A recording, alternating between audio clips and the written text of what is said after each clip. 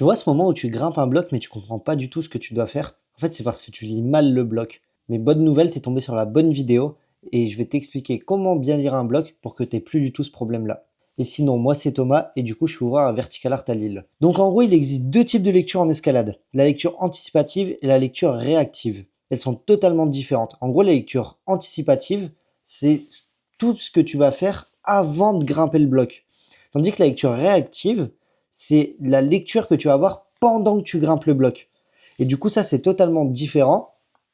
Et la lecture anticipative est beaucoup plus importante et beaucoup plus intéressante. Pourquoi? Parce qu'en fait, quand tu es dans le bloc, ou même dans la voie, et ben en fait, tu es en train de faire un effort physique. Tu es sur les prises, et donc du coup, tu dépenses de l'énergie.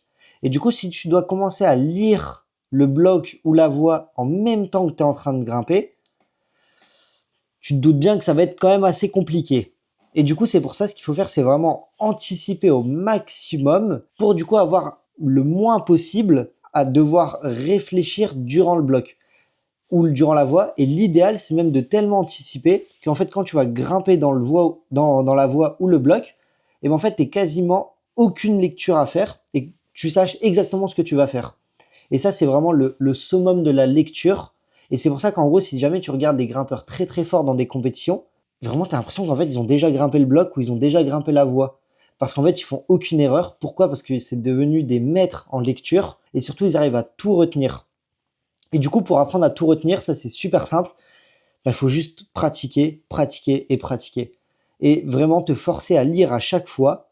Et comme ça, en fait, ton cerveau il va commencer à apprendre. C'est comme tout, hein, c'est en fait, il faut apprendre à apprendre. Et en fait, à force de lire, de lire et de lire et de lire et de lire, et ben, ça va être beaucoup plus simple pour toi quand tu vas arriver dans le bloc ou dans la voie de ne pas oublier ce que tu avais prévu. Mais pour ça, il faut pratiquer. Il n'y a pas de secret en soi. Donc du coup, beaucoup plus intéressant de la lecture anticipative. Et en fait, c'est pour ça que si jamais tu veux progresser en escalade, tu dois arrêter de faire cette erreur. Et cette erreur, c'est de mettre des essais dans des blocs pour dire de mettre des essais. Donc qu'est-ce que j'entends par mettre des essais pour mettre des essais? En gros, ça t'est sûrement déjà arrivé de vouloir mettre un essai dans un bloc et tu te dis vas-y, je mets un essai, on va voir ce qui se passe. Tu lis pas trop le bloc et tu vas un peu comme ça, la fleur au fusil. Bah en fait, si jamais tu veux réellement progresser et que tu as un défaut, enfin un point faible en lecture, tu peux pas te permettre de faire ça. Et tu dois vraiment te forcer à lire à chaque fois avant de grimper. Et c'est pour ça que tu dois prendre le réflexe de toujours, mais vraiment toujours lire le bloc avant de grimper. Parce qu'en fait, c'est comme ça que tu vas progresser. En soi, il n'y a pas non plus de méthode miracle pour lire un bloc. Vous allez voir que juste après, je vais vous donner quand même un bon gros conseil qui va vous permettre de vraiment vous aider à bien lire les blocs. Mais ce qu'il faut faire, c'est surtout beaucoup, beaucoup vous entraîner et lire beaucoup de blocs, beaucoup de blocs. Et c'est comme ça qu'en fait, vous allez quand même progresser. Mais alors, comment est-ce que tu fais pour bien lire un bloc? En fait, la plus grande erreur que tu commets, c'est de chercher la meilleure chose à faire pour chaque mouvement. C'est-à-dire qu'en gros, tu vas voir le bloc et tu vas te dire, OK, qu'est-ce que je peux faire? Qu'est-ce que je dois faire avec ces prises-là? En fait, c'est pas du tout cette méthodologie-là, je vais y arriver, cette méthodologie-là que tu dois avoir. En fait, les blocs, ils ont été créés par des ouvreurs. Donc, un ouvreur, c'est un être humain. L'intelligence artificielle n'a pas encore remplacé notre métier, donc ça va. Mais en gros, du coup, comme ça a été créé par un être humain, et étant moi-même ouvreur, je peux vous confirmer que c'est comme ça qu'on travaille. En fait, quand on va ouvrir un bloc, on a toujours une idée de mouvement. On sait toujours globalement ce qu'on veut faire. Et même pour vous dire, en fait, avant même d'ouvrir un bloc, on va réfléchir, on va se dire, ok, tiens, là, j'ai envie de reproduire ce mouvement-là. Et en fait, quand on va poser les prises, on pose les prises pour créer ce mouvement-là. Et seulement ensuite, on va regarder si jamais ça marche. Et de là, du coup, on va voir si jamais il y a des chintes, si jamais il n'y a pas de chintes, si jamais même le mouvement il fonctionne ou si jamais il faut faire des modifs et tout ça. Mais aussi, en fait, si jamais dans le bloc on remarque qu'il y a un chinte qui est beaucoup plus difficile que la méthode de base, on va pas considérer ça comme un chinte.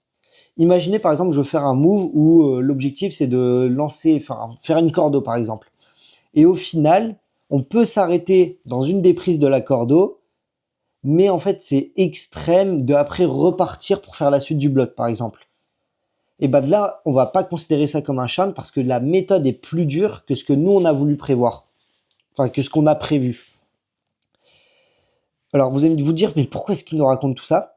Bah en fait, c'est juste pour t'expliquer qu'en fait, quand tu lis un bloc, Tu dois pas juste regarder les prises et te demander ce que tu vas faire. Parce qu'en gros, comme c'était créé par un être humain, tu dois comprendre ce que l'être humain a voulu faire. Et là, c'est super important. Parce que si jamais tu essayes de comprendre ce que l'ouvreur a voulu faire quand tu lis ton bloc et que tu n'es pas juste en train de regarder les prises et de demander ce que tu peux faire avec ces prises-là, c'est un petit changement qu'il faut réussir à comprendre. Mais une fois que vous aurez compris à faire ce petit changement-là, votre mentalité quand vous allez lire un bloc, elle va être totalement différente.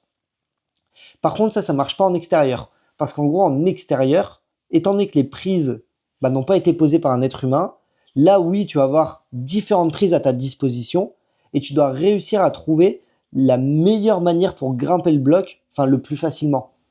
Tandis que en salle, c'est pas du tout pareil. Tu dois vraiment comprendre ce que l'ouvreur a voulu faire.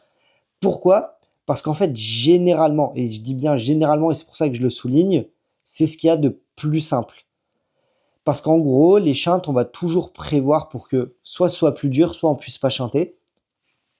Et parfois, oui, c'est pour ça que je mets généralement et je l'ai souligné, parce qu'en fait, ça arrive que le bloc il chante et qu'on l'ait pas vu. Et c'est possible. Mais une fois que tu as compris ce que l'ouvreur a voulu faire, là oui, tu peux réfléchir à est-ce que c'est réellement la méthode la plus simple pour mon gabarit à moi? Ça se trouve, il y a peut-être une méthode qui sera plus simple pour ton gabarit. Mais c'est toujours de comprendre ce que l'ouvreur a voulu faire en intérieur. Et surtout, il y a également une chose qui est très très importante en salle, c'est qu'en fait, chaque prise est là pour une raison. Et en gros, c'est pour ça qu'en fait, quand tu vas lire un bloc, s'il y a une prise et tu te dis, mais pourquoi elle est là, cette prise-là? Bien souvent, elle est là pour une raison. Et c'est pour ça, essayer de réfléchir sur pourquoi est-ce que cette prise, elle est là. Parfois, tu vas avoir un pied en plus et tu vas te demander, mais pourquoi ce pied, il est là? En fait, ça se trouve, c'est juste un pied qui va permettre aux personnes de petite taille de faire le bloc. Ça, c'est possible. Ou alors, des fois, il va y avoir une prise pour les personnes plus grandes. Et donc, du coup, tu ne dois pas forcément utiliser toutes les prises, mais essaye de te demander vraiment, ok, cette prise-là, pourquoi elle est là? Et généralement, en fait, ça te permet de découvrir, enfin, de comprendre la méthode voulue par l'ouvreur, qui, comme je l'ai dit juste avant, est généralement ce qu'il y a de plus simple. Et en fait, ça, c'est des réflexes qu'il y a à apprendre. Et au début, tu dois le faire consciemment et tu dois te forcer. Et d'ailleurs, si jamais tu souhaites passer à la couleur du dessus dans ta salle, tu as juste à m'envoyer lecture sur Instagram. Donc du coup, mon Instagram, c'est Thomas_Ascend. Et comme ça, on verra ensemble comment je peux t'aider.